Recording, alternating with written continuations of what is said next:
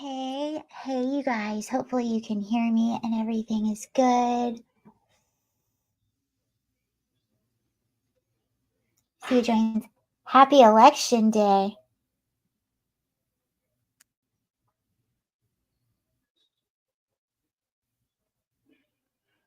Okay, let's tell Twitter we're live. Ouch. Hi, Jack.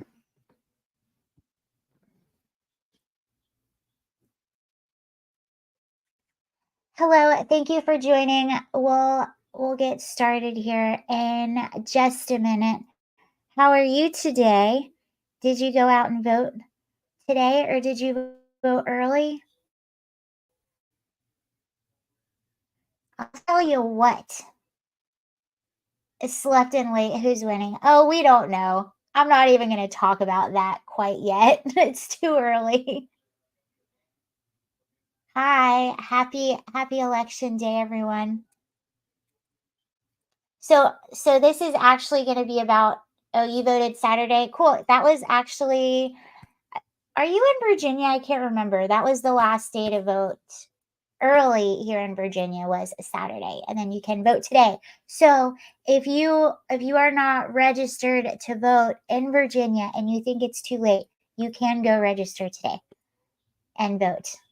But this live stream is going to be mostly about Florida and what's happening there, because it's too early to talk. It's like too late to talk about anything really with the election, and it's also too early. Oh, you're in Richmond. Okay, cool.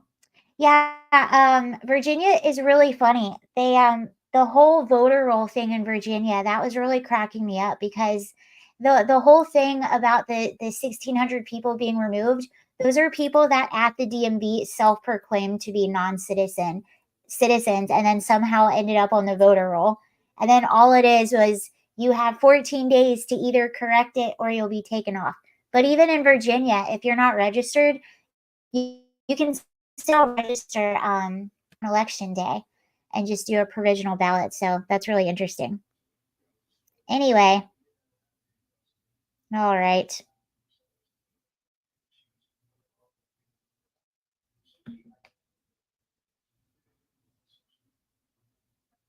It just shows how much Democrats want to cheat.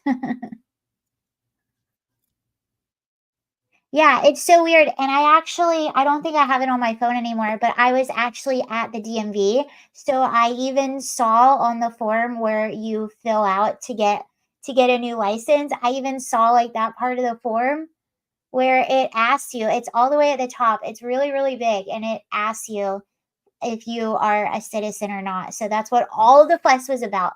It was about nothing, literally nothing. It's actually wild they even went after that one. That's one of the more ridiculous ones. Okay, let's see. We're 3 minutes in.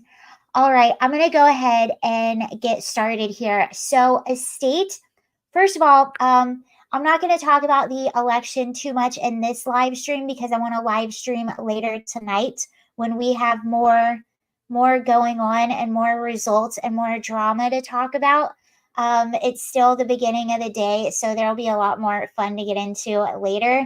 And I feel like it's one of those things where it's too late to start speculating, but also too early to start speculating. It could go either way at this point. But obviously, we're hoping that Donald Trump wins. And we're going to be talking about the migrant crisis specifically in Florida. There has been a lot of really, really alarming things happening in Florida. And I finally put it all together, and it's pretty scary. And Florida, I wanted to look at too, because obviously it's Ron DeSantis' country. It's a very red state, and they're having this many issues. And a lot of the issues they're having in Florida, they're people that are flying from other sanctuary cities. And I've seen this in a lot of places. Georgia, the Laken Riley's murderer, he flew in from the sanctuary, or he came in from the sanctuary city of New York. And one of the people I'm going to be highlighting in one of these videos we're looking at, she came from the sanctuary state of New York as well. So you're seeing this trend of people that are entering our country illegally, and they're just going from state to state to state, and they're committing crime, and they're ending up just wherever. And a lot of people, unfortunately, are ending up in Florida, even though it's a super red state and it's nowhere near the border. Isn't that crazy? So I'll talk about election more later. Do I think there will be fraud? I think that they're gonna try anything and everything, and I'm just hoping that it's too big to rig. That's what I'm hoping. So I'm hoping as many people get out as possible to vote. So it's just so many people that they can't rig it. Just like 2016. I don't think they thought that many people were gonna come out. Okay, so Florida. Recently, so Florida, they have Sheriff Grady Judd. He does and if Donald Trump doesn't get elected, this is going to be all over our country, and especially these rings that are committing crimes, they're going to get bigger and bigger and bolder, and it's going to get to the point where our police stations can't even handle them. It's going to get to the point where, so like in Mexico, the cartel basically runs the police stations as well. And I'm showing you stuff that's specifically out of Florida, but I was also looking at a hearing that was in Wisconsin recently, and it was a border hearing in the state of Wisconsin. And a local sheriff there said, we have cartel that's present in every single county in the state of Wisconsin. And he goes, pretty soon they're going to be running our sheriff's departments and our police. Pretty soon, if we go out to try to arrest one of these guys, they're going to threaten us, and then we're not going to be able to do anything. They're going to threaten us and our family. And that's what happens in New Mexico, or not New Mexico. That's what happens in Mexico. The cartel basically runs the government. They basically run the local police. And that's where we're headed here. So what I'm going to show you right now is it's a little bit long, but it's worth it. This is Sheriff Grady Judd. So this was a trafficking bust that happened. This was back in early August. Every quarter they do these trafficking busts, and every single quarter they're busting not only Johns, but they're busting they're finding victims that have all come through the border illegally under Joe Biden and Kamala Harris. So this is Grady Judd. 25 illegal immigrants were arrested. So this is a big trafficking bust, and he's talking about the people that were arrested. First, I want you to see this chart. 25 illegal immigrants were arrested in this operation. They were from Venezuela, Cuba, Colombia, Guatemala, Honduras, and Mexico. 16% of these total arrests were people who should not even have been in this country, but they were here. And they were here because we have a federal government that enabled these criminals to come into the country and then treated them very well after the criminals came here illegally. So let me share a story with you, and then I'm going to read a quote for you and then let you see a video. The prostitutes that came here, several of them had to pay off a coyote debt. Some of them said, hey, we did it because it was easy money. Others said, well, we came here and we were illegal, we couldn't get employment, so we turned to prostitution. Some of them said, we were threatened and our family was threatened if we did not prostitute for the coyotes. So I want to point that out. Not everyone that comes over here and commit crimes necessarily came over here with the intention to commit crime. And they weren't necessarily criminals when they were coming over the border. But what also happens, even the people that aren't necessarily criminals, even people that aren't necessarily the gang members, what happens then is they came over the border without any money, thinking, okay, once I get here, I'll pay off my debt to the cartel and I'll make money. Well, they can't get a regular job. And now they have these guys on their back that are threatening their family members. So now what are they going to do? Now they have no choice. So now they're going to go out there and they're going to prostitute themselves. Now they're going to go out there and they're going to rob and they're going to do all these things because they're being threatened with the lives of their families. And you would do the same thing if someone was threatening the life of your family. So even the people that might not otherwise be criminals, even the people that didn't come here with the intention of committing crime, they come here and now they have no other choice. Or for the human traffickers. So I'm going to tell you one story about one of our suspects, Maria, and that's not her real name. Okay, this story is absolutely crazy. If there's nothing you hear in this entire live stream, please listen to this. And I saw so many people on all of these other social media platforms sharing this very same press conference. By the way, Sheriff Grady Judd, he has the best press conferences. So anytime they come out, they get shared widely. Obviously, you can see why. But everyone was sharing the fact that 25 illegal immigrants were arrested in this trafficking ring, but nobody shared Maria's story. Listen to Maria's story. Okay, here we go. Hopefully, I will try not to pause it a bazillion times. She's from Venezuela. She made a conscious decision to come to this country to commit crime. She flew into Mexico from Venezuela. She walked across from Juarez, Mexico, into El Paso, Texas, with her one-year-old child, where she was greeted by the Border Patrol. Did you hear what I said? She was greeted by the Border Patrol. She was greeted by the Border Patrol. And she was different than what I was explaining. She actually came here with the intention to commit crime. Because why not? Why would you not? There was no sneaking. She flew in, she got here, she simply walked across the open border. There is no border security at the southern border. Zero. It doesn't exist. So when she was greeted, and you'll understand why we use that term in a minute, you'll understand that she went to the Border Patrol processing, where in one day she completed the processing and was released to a facility, a holding facility, a housing facility for immigrants.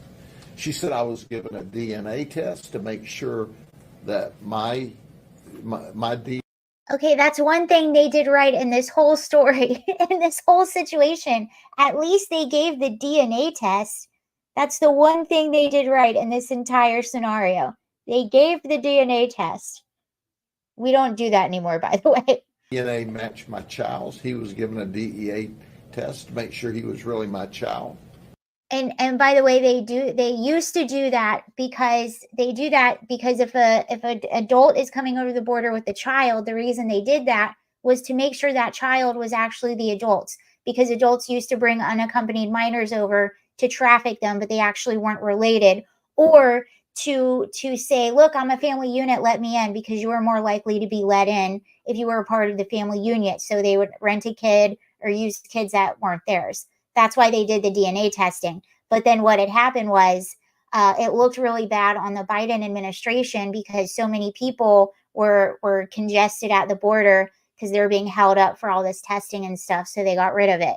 And now we're just letting everyone in. So we don't know who these kids are actually related to. So that is one part of the story where they did something correctly. They did the DNA test. She said once that occurred, they set me down and they told me all about the benefits that I would get in the United States. She said I was eligible and I had to fill out these forms so that I could get those benefits. She said, so I fill forms out for Medicaid, for SNAP, which is money for food. She said I was given free travel from the border to Chicago. When I got to Chicago, I couldn't find gainful employment there, so I thought, what the heck? I'll go to Florida. And then I got to fly to Florida. Just flying all around on the taxpayer's dime. And did you hear that? She didn't even come here with the intention to claim asylum. She came here with the intention to commit crime, and she didn't even have to sneak over or hide or anything. She was greeted by Border Patrol, and she was given of the list of the things that she could apply for. SNAP, EBT, she can get a plane ticket. Meanwhile, you have families in North Carolina still that are unable to get any benefits. He was giving free housing, all because the United Oh, and free housing. States paid for that. That's right, you, the taxpayers, got to pay for that. So this was all simply walking across the border. She said it was unbelievable to me. But let me read her quote. Even Maria couldn't believe it. Even Maria was like, I couldn't believe how easy this is. What a bunch of suckers. Because understand, she walked across the border. This was not a stealthful act. And then they gave her free travel, free housing, free food, free medical care. All why people from the hurricane are still waiting for help. Yep. Let me read in English, and then we're going to play the video clip she agreed to do if we'd use another name. When I passed through immigration, they sat me down and explained to me all the benefits I was eligible for.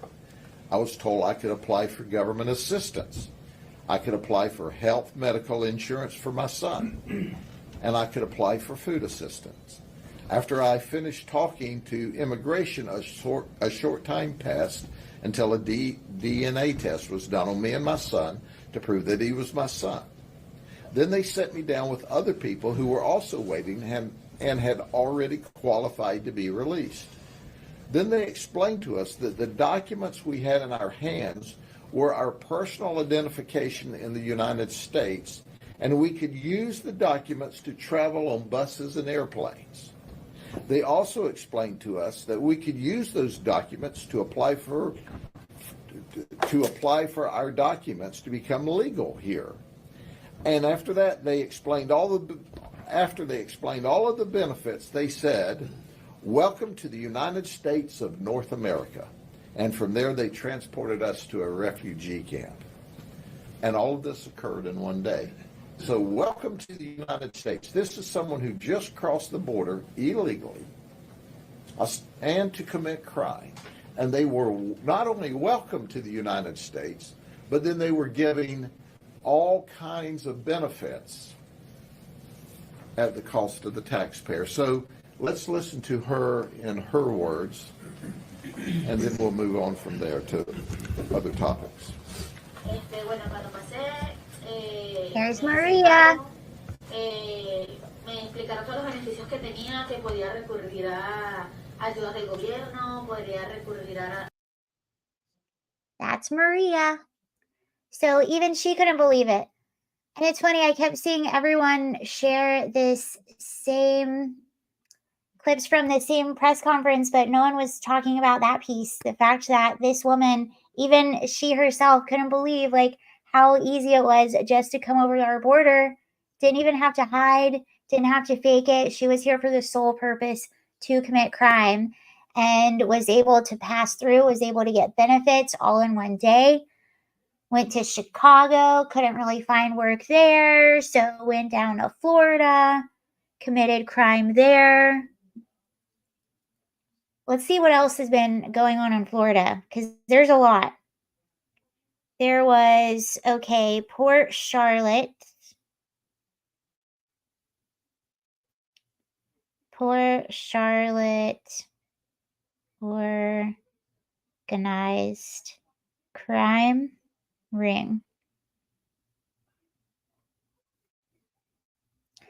2 illegal immigrants arrested in Port Charlotte are a part of a theft ring. A pair of females living in the country illegally, this was June 26, 2024. A pair of females living in the country illegally were arrested in Port Charlotte and have been determined to be a part of an organized retail theft ring. Shortly after 3 p.m. on Tuesday, June 25th, deputies received a call from an employee at the Burlington store located. The caller advised that there were two Hispanic females in the act of committing theft. The females loaded just over $400 worth of stolen merchandise into a 2024 Hyundai Tucson, blah, blah, blah. Yeah, the suspect's vehicle was secured. Through investigative means, detectives determined that the suspects traveled to Florida from California and had been all over the state to include Jacksonville, Tampa, Orlando, and Miami. Further investigation revealed that they are living in the country illegally. Okay, so here you have more people that have come into the country here to commit crime. Not only are we a sanctuary, not only do we have sanctuary jurisdictions, sanctuary states, and things like that, we are also now a sanctuary country for the world's criminals. And we're all just sitting ducks.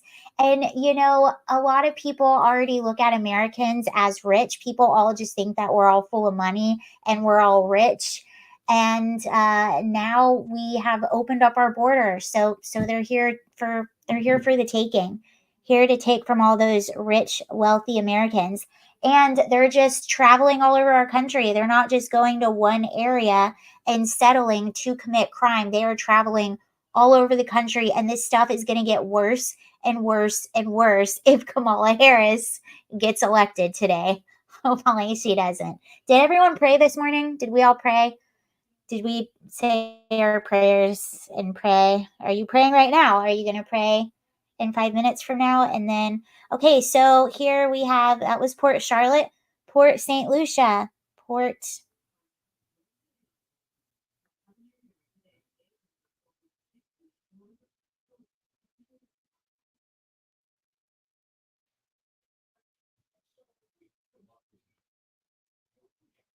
Okay, now here is Port. Hello.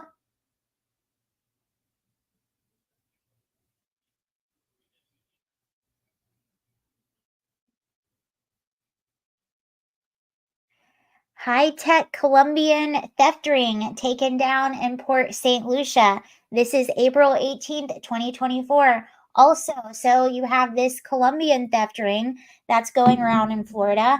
And what's really interesting about this theft ring, I was reading about them. They will basically kind of like case your house with a drone. They're also able to detect whether you have cameras and an alarm system, and they have technology. That's why they're saying they're high tech.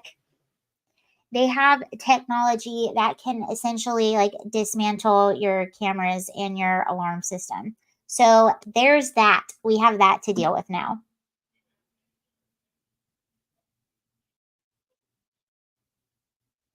Yeah, okay. Detectives in Port St. Lucia have uncovered a Colombian theft ring accused of using advanced technology, including GPS trackers and police radio jammers, to conduct burglaries targeting Asian business owners. Oh, this is another one too. So, one of these was targeting Asian business owners and following them home from work. The criminal activity came to light when a witness reported suspicious activity to the police around Thanksgiving, leading to the arrest of 20-year-old Angel Alejandro Rojas Morales. The suspect, who is identified as the key member of the theft ring, was involved in a heist where criminals stole thousands of dollars in cash and several pieces of jewelry to jam our radios, things I haven't heard of before. It's a sophisticated group. Putting GPS on the business owners' cars, doing surveillance on them so they know when they're coming and going to do these burglaries successfully. The operation to take down the theft ring involved cooperation among 4 law enforcement agencies. Yeah, so they're tracking people's cars. They're surveying them when they're at home. They didn't mention it here, but I have heard of these groups that are able to basically dismantle alarm systems and cameras as well. So there's that. And I'm glad that he pointed out they're doing types of things that we haven't seen before. That's exactly what's happening with a lot of these criminal theft rings. They're starting to do things that we're not necessarily used to seeing and behaving in ways that we're used to seeing. So that was Florida. All of these things have been Florida within the past year. The oldest story that we just read was the last one, and that was out of April of this year. Now, this is just a few weeks ago. This is Pinellas County, Florida, and this is one of the areas where the hurricanes hit. So this is the local sheriff there doing a press conference about the arrest that he made from the looting that was happening in these areas.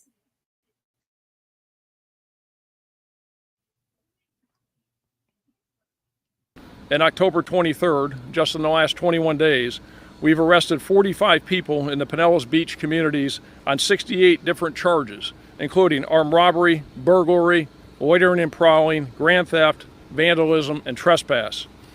Of the 45 burglars and thieves that we've arrested, only 2 were from Pinellas County. The rest came here from out of the area to steal from our residents and businesses. Now, of these 45 burglars and thieves who came here to steal, 41 out of the 45 are not U.S. citizens. And they're here illegally in Cuba, Colombia, Honduras, Venezuela, and other countries. In addition to the 45 that we have arrested, deputies have had contact with, think about this number, we've had contact with 196 other individuals who are in these beach neighborhoods where they did not belong. At times they should not be there, doing things they should not be doing, but we did not have probable cause to arrest these people, so we made contact with them and told them to get out. Sorry, that went into a different video. All right, so you saw that most of the people that they arrested were here illegally from somewhere else. And there were a lot of other people that they came in contact with. They just didn't have an exact reason to arrest them then, so they just told them essentially to get lost. Very similar things were happening out of North Carolina, especially in Asheville. You heard like when everything was going down, things were getting really, really scary while people were still trying to evacuate from the floods, where you were hearing all of these instances of looting and people fighting. Things were just getting really, really weird. So now you even have people that are going and targeting victims of the storm. And what's really sad, in that county alone, they did have 12 people that died, people that didn't evacuate. And one of the many reasons that some people choose not to evacuate is because they don't want to leave their homes. They're afraid that people are going to loot once they evacuate, which is exactly what happened. So it's just, American citizens keep getting targeted. That doesn't mean that everyone that comes across the border is a criminal. Yeah, that is a crime when you're coming into the country illegally, but that doesn't mean that people are here with the sole purpose to commit crime. But that does mean that a handful of people that have come here are going to commit crime. It also means, or it's also true that a lot of people that maybe did come here without the intention to commit crime now maybe will be more likely to do so because they owe money to cartel. There was recently another thing that happened. Oh, I don't have...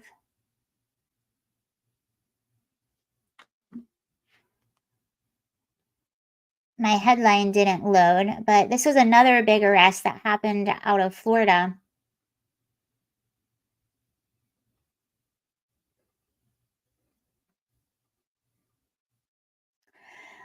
So you had, this is pretty scary. So this was the headline out of the New York Post. This came out October 28th, 2024.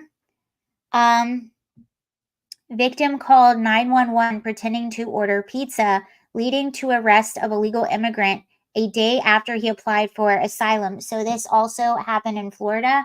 I have a piece of the 911 call. I'm not going to show the entire video, but this girl called 911 and was with the person that was assaulting her and pretended to order pizza. Thankfully, the 911 operator realized what she was trying to do.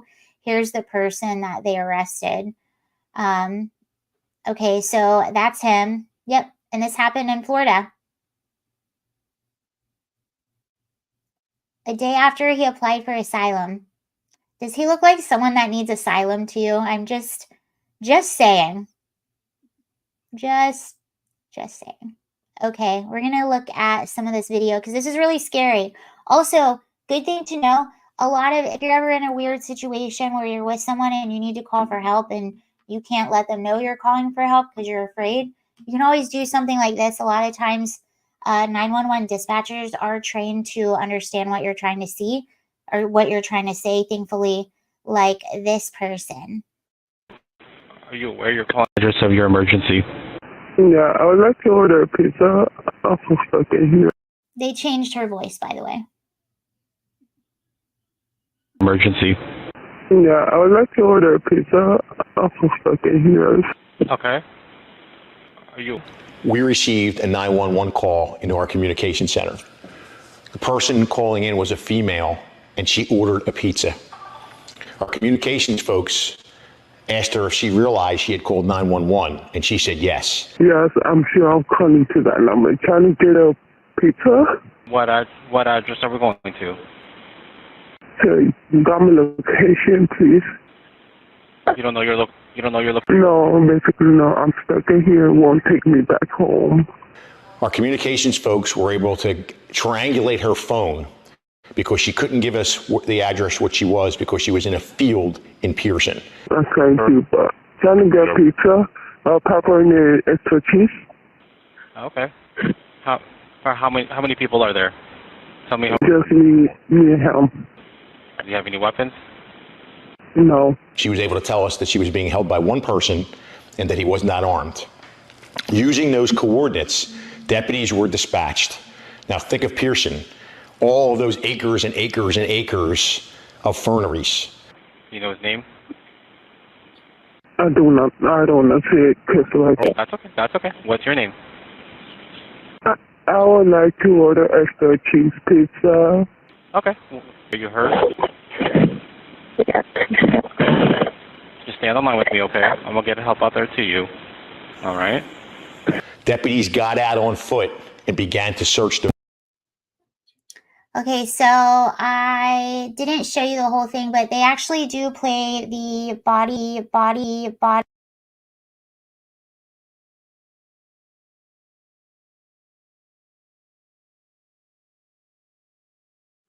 Can you hear me now?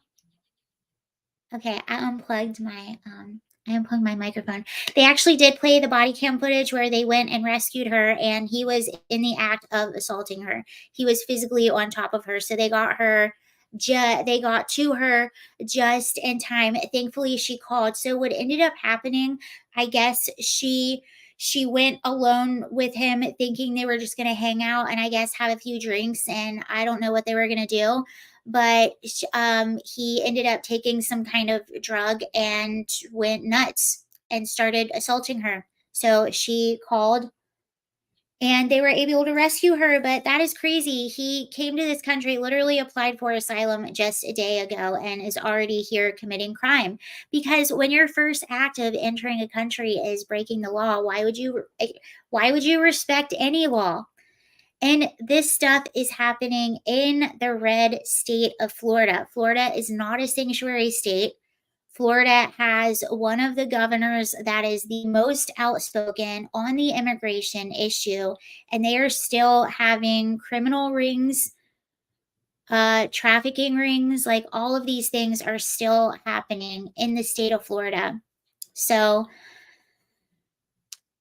just think about what's happening in all of our sanctuary jurisdictions. And what's alarming too is a lot of people in Florida, they were in another cities before they ended up in Florida. So they're just traveling throughout the country on the taxpayer dime.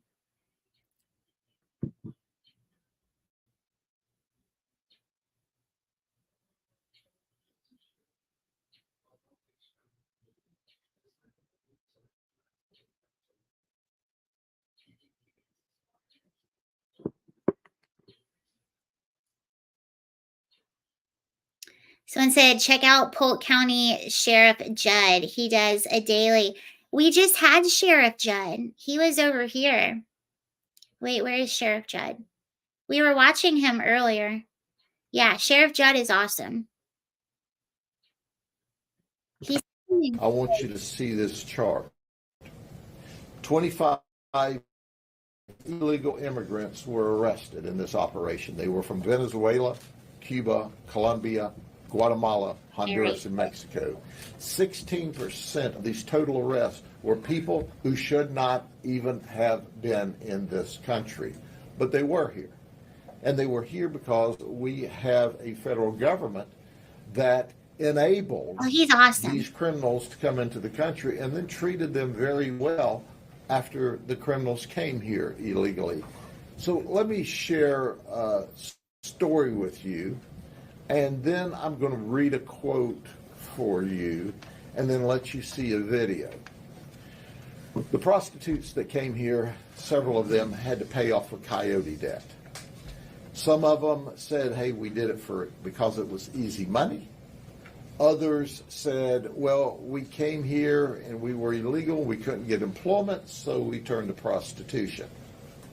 Some of them said, we were threatened and our family was threatened if we did not prostitute for the coyotes or for the human traffickers. So I'm going to tell you one story about one of our suspects, Maria, and that's not her real name. She's from Venezuela.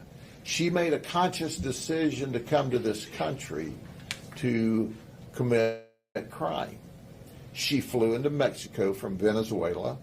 She walked across from Juarez, Mexico, into El Paso, Texas, with her one-year-old child, where she was greeted by the Border Patrol.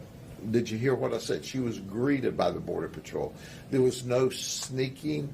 She flew in, she got here, she simply walked across the open border. There is no border security at the southern border. Zero. It doesn't exist. So when she was greeted, and you'll understand why we use that term in. So that's basically him. We played that earlier, but this woman, he was just basically telling the story of how a lot of these traffickers, every time he does a bust, I've been watching his bust for a little over a year now. Every single time he does one of these, he ends up finding a lot of people that are in the country illegally that have come through during the Biden-Harris administration. And this one was really interesting because not only did he arrest a lot of people that are in the country illegally, he found this woman who basically admitted, yeah, I came over here just to commit crime, and I was shocked at how easily I was let in. I flew into Mexico. I just walked over the border, and I was greeted by a Border Patrol agent, told all of these things that I could apply for, all of these benefits, taxpayer benefits that I could apply for. And I was told that I could fly anywhere I wanted on the taxpayer dime, and I was just here. And even she couldn't believe it. So at least that was, I guess, cool of her to admit it. But yeah. Anyway, all right, you all, that is everything I have for you in this live stream. I just wanted to stream to go through all of that stuff that has been going on in Florida. So that's what I wanted to show you today. I'll be back later on tonight to talk about what's going on with the election later on tonight. So good luck, everyone, today. Let's hope we have a Donald Trump victory, and happy voting. Hopefully everyone went out and voted if you didn't already vote early. I'll live stream. I'm going to live stream later on today if you missed it. I had all this stuff with Florida that I really wanted to get out, and I've had it saved for a long time. So I just wanted to put it together and get it out. Okay. Thank you guys. Bye.